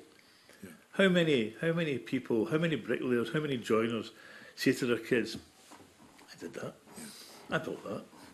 There's that pride in doing what they do. Yeah. What about people who built this place? They'll say, I built that to their kids. And I think that's a wonderful thing to do. It's a lasting legacy. Yep. It's how my enthusiasm for construction, how do I get that into the schools? How do I change that perception that academia is the way forward? It is for some. It's not for everybody. Okay. Peter, I know you said you like to take people from HND and onwards, but you need to have people that want to take a relevant HND course in the first place. Yeah. So how do you go about influencing young people to consider? So we have our apprentices going to schools quite regularly. There's no point in me going, right, I'm nearly 60, they're not going to relate to me, right? So it's so we make sure that our apprentices are always, so our HR team and the apprentices are always in at schools and in at colleges talking about, the industry. I mean, IT is quite an easy industry to get people interested in because they think gaming and they think, it's a very diverse. I mean, it's quite funny. I went to visit one of a guy in hospital because he'd had his leg amputated and he was sitting with a computer on his knee at, I think he was like 78 at the time, and I was like, "What are you doing?" He went, £1,800 a day. He said to me while he was on the hospital Wi-Fi, and he's a Kix programmer who, was working for a bank while he was in hospital on a day rate of £1,800 a day. Talking about people later in their career still being able to, work. And he said it's better just sitting here doing nothing. And so if you think about our industry, then you can work for a long time in it because, legacy is still out there and people can still. So I'm quite lucky in the industry we've got. A lot of people want to work there. There is a negative to it. It's very competitive, So if you think about our apprentices, I don't sign contracts with them at the end saying you've got, or when would they come and join us. I don't say, you've got to stay here 2 years when you graduate because we've invested in you. We don't do that. We view that we should work hard to keep them. So educate them, to the point that they can find a job anywhere else easily, but kind of, bring them in and inspire them to stay with you. So that's kind of things that we do. So we don't face a lot of those problems. I mean, I think about this quite a lot. If you think about, here in Scotland, I flew up from London this morning, and if you think about, trying to start your career in London, it's very prohibitive through the cost of housing and rent and the such like. We as a country, we've got freedom, and clean water and clean air. I don't think any of us experienced, the thought of not being able to go from, Fife to Edinburgh through COVID was quite a unique thing. So if you think about us as a nation, right, we've got some of the big problems like clean air, clean water and freedoms fixed already. I think where we're lacking is inspiration and aspiration, right? So, and I think we've got a kind of, I'm going to use the term because it's out of a movie, right? Lost Boys, but that applies to both. The Lost Boys. I think because people don't have aspiration, they just give up. If you feel you can't do something, then you just don't try. And I think that's something we need to get back into the schools at the moment. And that's something I think we should all be thinking about as a, certainly you guys as the kind of leaders of the country. It's how do you start to inspire people? If you give them a fish, you feed them for a day. If you teach them to fish, you feed them for life, right? So how do we? I look at our apprentices. 2/3 stay, 1/3's kind of leave because people want to go abroad and that stuff. But there's not a single one of my apprentices unemployed at the moment. Every single one's got a job. So if you think about, there's been mentioned already, how many students and graduates are struggling to get employment. Every single one of ours has a job. 100%. One person's left. So 29 have started the course, 28 have finished the kind of journey. So that's the kind of thing that you need to start thinking about as an organisation. And then they've not got the student loans, so therefore they can go buy houses, and then they've actually got more disposable income, so they can then contribute to society. Then they've got the aspiration to start their own companies because they've been part of that. you know, quite a few of my apprentices have got side hustles, you know, where they're starting little software companies on the side on their own. So that's the kind of thing. One of the other things that we've done as a company, I've brought in 4 companies into my office and started them. So they're kids from the university. They've come as pairs. The first company sold to Facebook for about 38 million. The second one went for about 17. The third one's just raised 15 million against 50 million valuation. And that's created over 100 jobs in our sector from the companies we've started, just from pairs of kids coming from university. So that's something to think about. It's not been mentioned yet, but how do we start getting that entrepreneurial spirit within the people coming through? Because, you know, I think you've touched on it, Ian, with regards to just because you've not done well at school doesn't mean you say you can start a company. Anyone can become an entrepreneur. Yeah. So I think entrepreneurship is something that's very important, and I So think it's something we lack. Just on that point, how do you reintroduce that back into society? I think it's about confidence. I think it's the, you know, I think we have a culture that it's embarrassing and bad to fail. I don't think, you know, I think you learn more from the kind of hard times rather than the good times. So I think failure is something that, you know, there's very few kind of successful boxers who've never been punched in the face sort of thing, you know. So I think you've got to kind of go through the school of hard knocks. I think that's something that we should, I think we've probably been cocooned for too long in Scotland with the fact that you've got RBS and Standard Life and there's all the big financial services companies for a long time. So, you know, I think certainly in Edinburgh and Glasgow, a lot of people saw that as a route and the parents were like, well, I've done okay because I've worked for RBS for 20 years. That's gone. You know, those big institutions aren't necessarily the major employers that they were. So I think there's that kind of more, going back to a cottage industry, if you think about where Andrew Carnegie came from, a cottage industry. So I think that's something we need to focus on too. Okay. I think inspiration and aspiration are 2 key things we need to start getting back into our society. Thanks very much. Thanks very much, Gordon. Can I bring in Willie Coffey? Thanks very much, Convener. Good morning, everybody. Absolutely fascinating to listen to your stories today, particularly yours, Peter. I'm a software engineer, a graduate of Strathclyde from many years ago, computer science. Aye, absolutely, I loved it, and it's fascinating to hear. And I had some questions to ask you, but I'm thinking I'm kind of changing tack now, having listened to what you're saying. We're told for years in the Parliament that we're so short of software developers. We still are. We were when I was a graduate, and we still are. And we're always asking ourselves the questions, how do we tackle this? How do we improve this? How can we improve things at school to get this through flow of kids to take up software? And then you started telling us a story about your staff. It's the guys that prefer the coding and it's the girls that prefer the communications, the business analyst stuff. Is that how the world will be? Is the government, any government, are we getting it wrong and thinking we can change that model? Should we just accept it, or should we be trying to influence it a bit more to get more young females to study coding? Because half the talent has been missed out, theoretically. So I probably suffered more in my career with imposter syndrome than not have imposter syndrome. I mean, you know, at Microsoft, they spent a long time trying to make you good at things you weren't good at, right? If somebody's a goalie, they're a goalie, right? You're not going to try and make them a centre forward, right? So I think it should be about, I think you're also better at what you like. So why not embrace what people are good at and what they're not good at? I'm not disagreeing with you, Willie, I just want to say that, right? I'm just saying, you know, one of the things that we got at Microsoft was Strength Finders, Know Thyself, you know, Stephen Covey's 7 Habits of Highly Successful People. You know, we got that thrust down our throat for years and years, and, you know, the bell curves and stuff that we lived through just harnessed imposter syndrome more and more. It's like you ended up a nervous wreck, actually, every time you went into a review process. But, and the more senior you got in the company, the worse it became.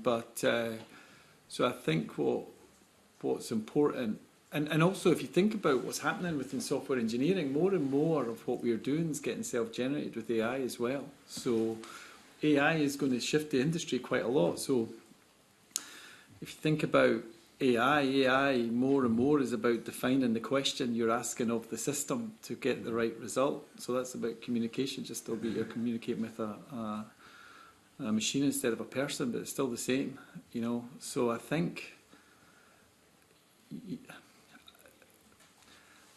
I'm going to just be very careful how I say this, but you know, I think it's really important that we help people have the confidence to know themselves. You know, I spent a long time in my career trying to be somebody else because I felt that's how I had to be to kind of survive in such a large corporate organisation. You know, and as Oscar Wilde said, you know, always be yourself because everyone else is taken. So I think it's important that, you know, we drive people to be confident that they can be, you know, good at something, right? It doesn't matter what you do, just be good at it and want to be good at it. So, you know, trying to get a good joiner just now, you know, there's very few poor good joiners, you know, or good electricians or good plumbers, right? You know, because certainly my peer group, we all know who the good ones are and we're all kind of using the same people. So I think that's important. But yeah, I think going back to your point, Willie, about, you know, getting more software engineers, it's not just about software engineers, right? I think we need to get more girls into STEM, right?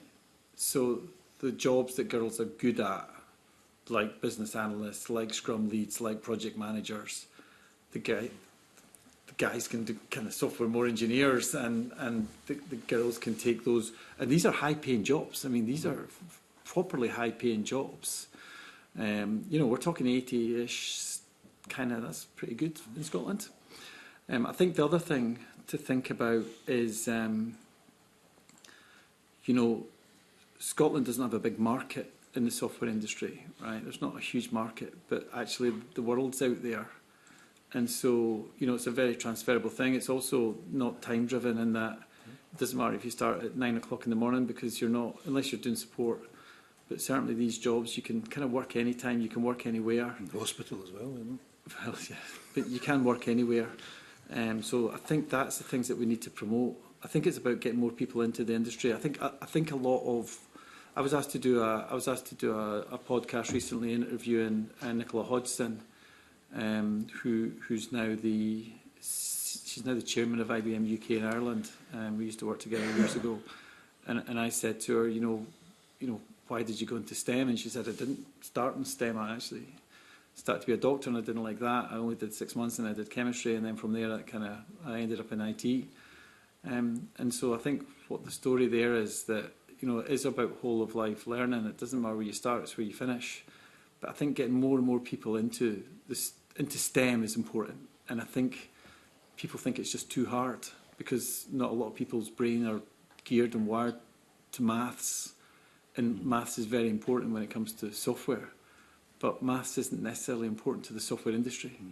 So if we can encourage more people to kind of, you know, that are more into communication, more into the kind of, you know, arts and creative, into STEM, because there's a large area of that. You know, one of the things that we find very difficult to hire, in fact, it's a lot more difficult than anything. The hardest thing to find is good UX UI people. So, you know, good designers. So, you know, getting people into design. One of my buddies, he's one of the most prolific car designers in the world, and he did art. You know, he's not an engineer. So there's that aspect to our industry as well. You know, making things look good and easy and intuitive is actually difficult. You know, especially when you've got a complex. If you've got something complex, it's very difficult to make simple. And I think simplicity is really important in our industry. So that's the thing we need to think about and promote, certainly in the software industry, is the fact that just because you're not good at maths and you're not really scientific, that path for you is actually shut. Of course. I mean, Ian mentioned it as well, that the transition, primary school kids going into secondary, and particularly amongst young girls, they tend to lose interest in science, making that transition.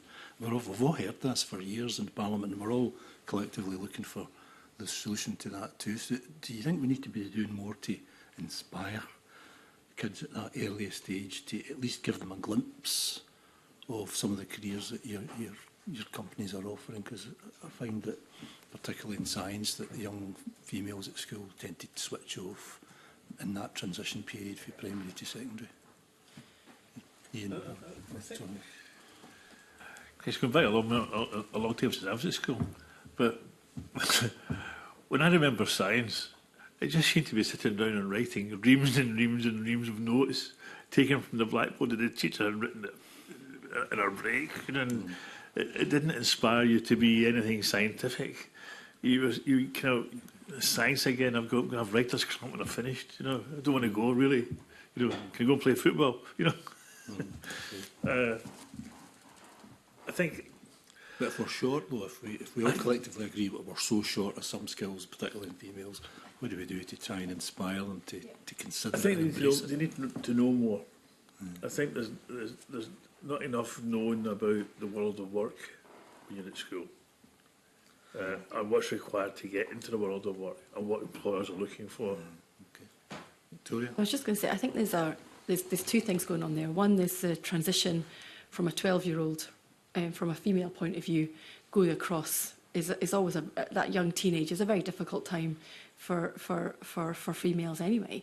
But as far as having what can you do from that transition, because it is a vital transition, I'd be looking at what are we teaching our young people within science and within maths that is preparing them for the world of work, because the subjects have such a disconnect between what do we do. I mean, how many of us will say, what did we actually, okay, I appreciate, no offence, because you're using maths on an irregular basis, but for a large majority of people, what do we actually learn in maths that we actually taken into the real world? So where is the real world coming into the maths format? And I mean that in primary schools as well. I mean, how often do we give young people a sheet where you have 50 pence and there's an iPad, an Apple or a phone or whatever else, and you've got to buy it? That's not real world problem, because you're not going to get that for 50 pence. So it's sort of looking at what can we do to make the connection between the world of work and the subjects that they're studying more relevant. And in STEM, and with young women in particular, I suppose, going across that transition, it's how do we keep them engaged so they can see where they have a value and can add input in that subject in a career role. Because too often I don't see, and I have a daughter, where what she's studying allows her to see herself in that role as a career. So what can be done in the subject, because you've got them for the year on that subject, or 2 years, depending on if it's Nat 5 or higher. What are they studying where they can see themselves in that career progression? And I think with maths, we're still teaching the same subjects as we taught 20 years ago. There's no connection between the real world. So I'd only argue that there needs to be more where we can see our young people can see themselves, male or female, in those roles and the careers going forward in the curriculum itself. It's interesting. I think back to when I was at school, and when I was at school, Wood Mill was quite, I don't know if anyone knows Dunfermline and Abbeyview at all, but Wood Mill was quite a rough area. And the school was quite rough, and I did a milk round as well, and the people in my milk round were quite rough. You know, so I used to get picked up at half 3, 4 o'clock every morning to do a milk round, and then went to school. And it didn't do you well to be too smart in that environment. And I remember a teacher, Mr. Hunter, he was my woodwork teacher, and I was mucking around because I kind of masked behind a clown in the class to kind of hide your smartness sometimes. And he made me write an essay on, you know, why not realising your full potential was only disappointing and letting yourself down. And I still remember that essay when I was about 14, and that was a pivotal point in my career. And that came from a woodwork teacher, right? So I think what the point I'm making here is, I think education is about inspiration. Right? I'm going to argue with you a little bit on the maths topic, because the maths is the centre of everything, but that's a separate discussion. But because, and let's talk about just a simple thing, right? Like, so if you think about medicine and finding in cancer, tumours, you know, by turning a picture into a fractal equation, you know, a fractal equation of a tumour is exactly the same every time, and you can find that equation string within a fractal math equation way quicker than you can find it through any optical technology. So therefore, cancer's been found early because of maths, right? So, and I think that's one of the things I think we need to start to kind of educate people on. If you look in schools just now, when, certainly from people I've spoken to, when kids are playing on smart boards, when it's like a wet break, they're probably doing more advanced stuff with the smart boards, you know, through gamification than what they are sitting in the classroom there. So I think there's something there about gamification that we could start to do with some of the STEM subjects, you know, kind of pictures paints 1,000 words sort of thing, right? It's that kind of thing we should start thinking about. So starting to use technology to start to inspire. I think getting people to go back from industry into education a bit more might be a good thing. You know, I think that's something we could maybe do, stand up in front of a class and do lectures. And we've, you know, I was just thinking that we've not done this since COVID, and I'm annoyed about it. We used to we used to get our software engineers to do lectures for the students and bring them in and do tutorials on different topics in tech, and we should start doing that again. Is that kind of, you know, school, FE, workplace partnership, I think something we should try and foster a bit better moving forward. Sounds good. I never thought I'd use. Looking back, and it's just what you were saying there, it kind of made me think back to my schooling at Bearsden. And I was watching a programme on television. It's called The Wonder Years. I don't know if you've ever seen it. Where Kevin, one of the stars of the show, was inspired by his maths teacher. And when I look back to my career, in my schooling, it was a specific teacher who inspired me to go on. It was a teacher who took interest in what you were doing and where you wanted to go. And I found that, you know, talking about, quite interesting to hear that. For me, it was my registration teacher who found something in me that I didn't know I had, you know. And that inspired me to go on. And at 14, I decided I wanted to be a journalist. I wanted to be a scoop journalist, and joined the newspapers. I found that the newspapers are just businesses like everything else. They're not actually newspapers, they're just businesses. How to make money.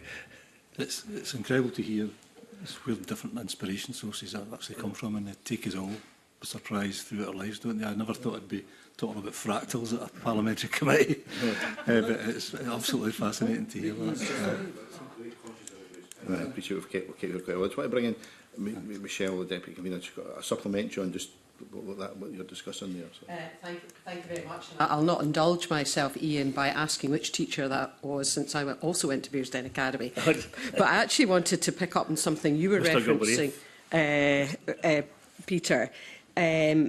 I completely agree with what you're saying, and the reason I say that is that I did a music degree and worked as a professional musician for quite a long time, and then I did a master's in IT and ended up in that sector, project management, and worked my way up the tree there. At that time, I was probably, that wasn't typical, but I think there's a much clearer understanding now of how the meta skills that you develop in a creative arts degree are transferable. That's my view, because I've been through that pathway, but I wanted to explore with you, is that something that you agree with, and is that something that you see is recognised, and therefore returning to our questioning around the kind of skills provisioning, is there provisioning for that kind of complex pathway, if you like, based on what you see in your software journey? Musician, right? I mean, that's a lot of maths in musicians. It's a lot of logic. Yeah. It's making sense of complex problems, basically. Very few musicians are solo artists, you know, so therefore you've got to understand teamwork, you've got to understand timing, you've got to understand interdependencies on other people. You know, I was lucky enough to go to Sandhurst when I was younger, you know, and, you know, I think back on, I still remember Corporal Major Holbrook on the first day at Sandhurst, and he said two things. He said through protocol I have to call you sir, and you have to call me sir. He says the difference is you better mean it, which I thought was quite funny. And the other thing he said was the difference between a manager and a leader was a manager tries to make somebody do the best they can, where a leader tries to make them want to do the best they can. And that word want is really important there. So I think being a musician, I think you probably did strive for excellence, you know, because, you know, everyone can hear a key note or a bum note. So I think, you know, there's lots of transferable skills. Also, when you take people from the forces, you know, there's lots of transferable skills, you know, with, you know, discipline, teamwork, understanding, respect, you know, grit, tenacity, because tenacity we've not really touched on. I think it's really important. I think the kind of current generation doesn't have it. You know, they give up too easily. And the slightest little blip and they kind of have to take a couple of days off is something that kind of we see a bit more than we have in the past. So there are lots of interdependencies there, you know. So I think, you know, project management is just organisation. you know, and it's just getting the right thing at the right place at the right time. You're preaching to the converted, but really my question is your view and the view that I share, is that recognised, that flexibility and arguably also behavioural flexibility, is that recognised across your sector, and is that supported by our skills provisioning? I think that's down to the individual, right? Go back to, you know, if somebody's experienced and actually has a kind of broader view and broader understanding. You know, I think I do see a lot of people that are quite blinkered to kind of cross-sector migration. Mm-hmm. You know, so, you know, I'm more than happy to take people from the oil industry who've got project management skills into software. Mm-hmm. Some people say they're too slow because maybe it's a bit more heavily regulated and maybe we just go a little bit faster, but that's something that can be learned. So I think there is something there, but I think we're touched on the same theme all the time, mm-hmm. right? It's whole of life learning, it's kind of aspiration, and its ability to be able to be adaptive and use whole of life learning to navigate your career. And so I do agree absolutely, and it's something I do see, but there are some companies that are a bit rigid and they can't change. Okay, looks like you wanted to come in, Victoria, or am I right? Sorry. No, just to really just agree. I think it's I think now the way I see that is job sculpting. Mm-hmm. So if you have someone who's coming in with a passion, you use that passion and you bring that into their role. So, for example, we've had housekeepers who've been passionate about interior design mm-hmm. and not felt confident enough for whatever reason to go down that line. So we've gone, well, you know what? We've just designed an £8 million brewery and distillery with renewable energy. Come and be part of the design team that are looking in at that and learn mm-hmm. all about it. And actually, you're in the rooms every day. So bring that passion that you've got and how can we improve and how. So you actually lead with their passion and then you job sculpt around that. And I think that to me is how the way of every role should be looked at. Is because you want to see individuals and you want to, you know, like you say, you're a musician going into software, how do you bring that in? Well, there's the connection, there's how you take that in and how you utilise it. And so, to me, job sculpting in that way, where you're taking the individual's value, what they enjoy, and bringing it into the workplace is actually hugely beneficial and the way forward. Okay, thank you. Can I just ask a final question just on some of the mechanics? Because I picked up on your point earlier, Ian, about the training board should have more of a role and various things. We've had quite a lot of, well, the government are obviously taking forward a major review of the skills landscape. There's legislation before another committee at the moment. They announced a programme for government further changes around that landscape. I'm just keen to know if you have any particular views on the direction of travel that I suppose came from the Withers report, if it's something you're familiar with. Any views on that? And specifically, we've heard quite a lot from other witnesses about the role or those mechanisms such as the Scottish Apprenticeship Advisory Board. I wonder if that's a body you've had any engagement with directly, or do you have any views on the mechanisms for driving forward the whole skills landscape? You're nodding a lot there, Ian, so I'm going to bring you in first. I read the Withers report with a great deal of interest, and I don't know if I'm a realist or I'm a cynic. I had the impression that the report kind of summed up what the government actually wanted it to say and the direction of travel the government wanted to go. I think when you look at Withers suggesting that we combine the role of SDS with the Scottish Funding Council, that fills me with fear and trembling. I think SDS do, in the main, a particularly good job. Although they do interfere around the edges of some things that we would rather they didn't.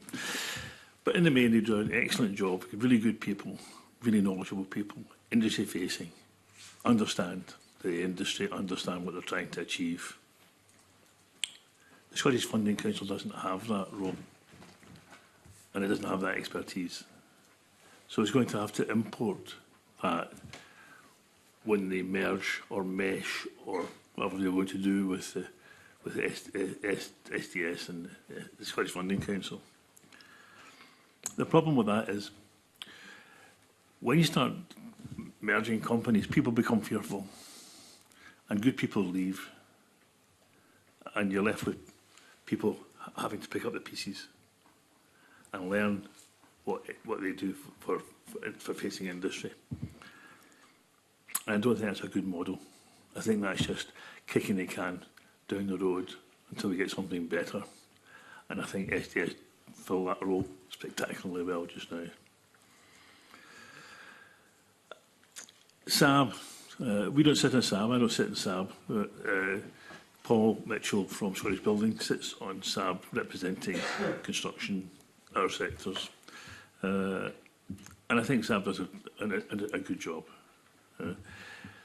They're talking about all apprentices. My job isn't to talk about all apprentices, my job is to promote construction apprentices.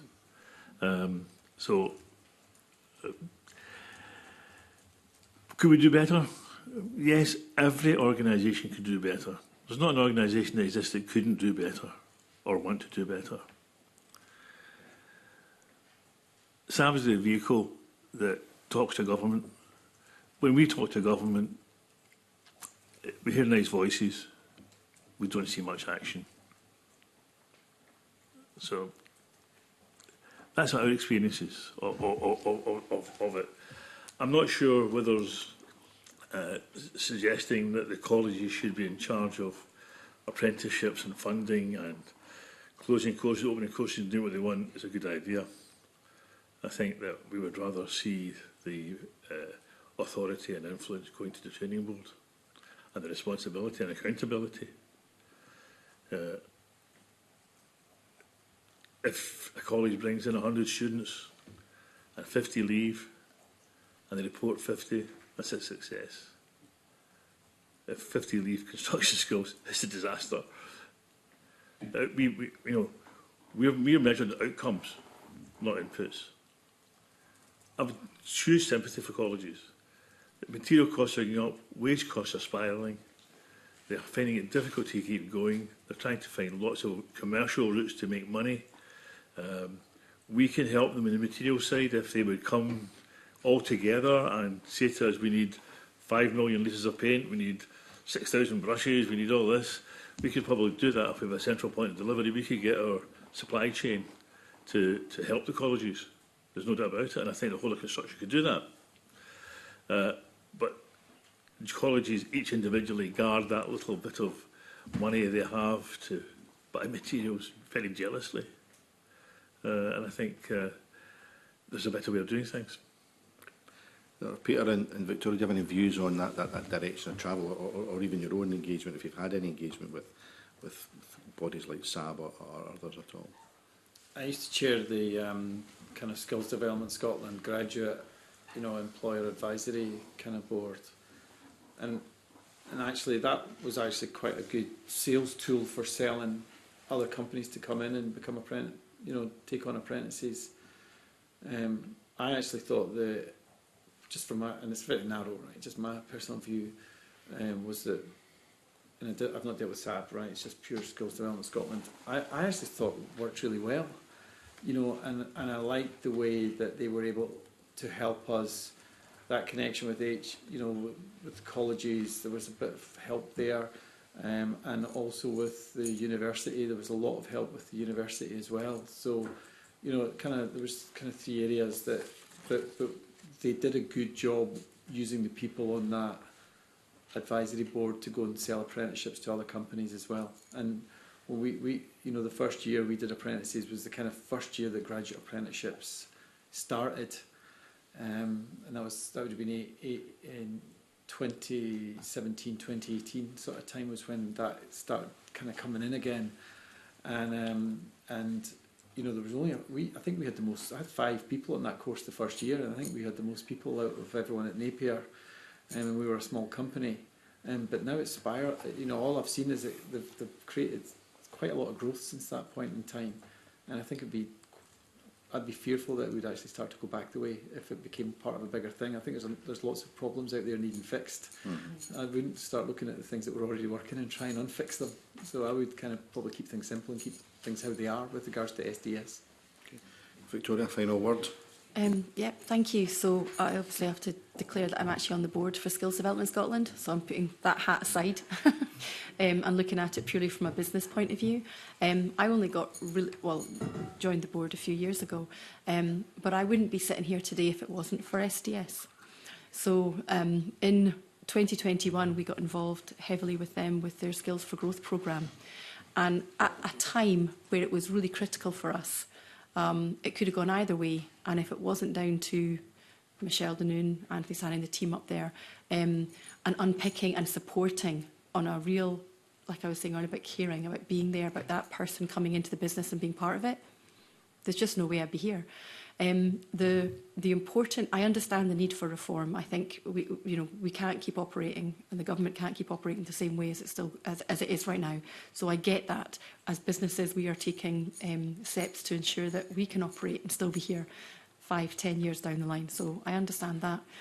But I do worry that when you start removing really people-facing organisations like SDS, that you're going to lose more than that. You're going to lose the individuals and the businesses, the support. It's just not going to work, and that 5, 10 years down the line isn't going to look as rosy as it was supposed to. So I suppose for me it was life-changing having them in the business and being part of that. And see the passion and the caring aspect. I think that's the one thing I can't underestimate, is having someone who feels that they understand what you're going through and they're helping you as a business and they want you to succeed. I employ over 600 people across my group, and I'm really proud of that.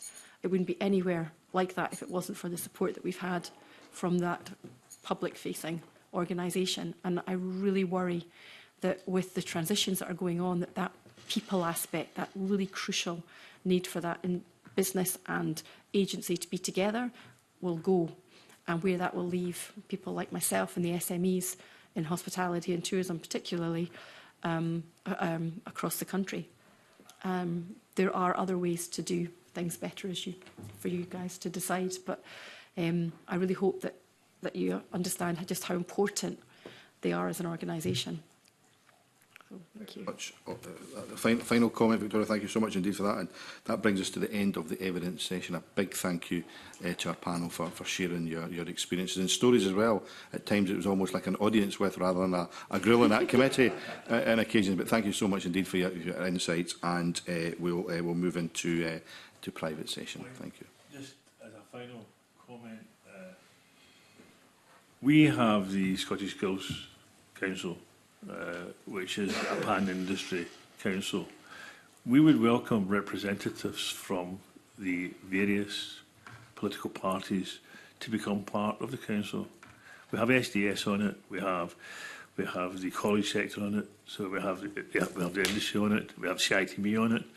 So we would welcome input from the other political parties within the Scottish Parliament to attend the meetings. And if somebody gives me the names of people who would be interested, we will send them an invitation. We'll certainly pass that information on, Ian. Thank you so much indeed for that. And thank you again.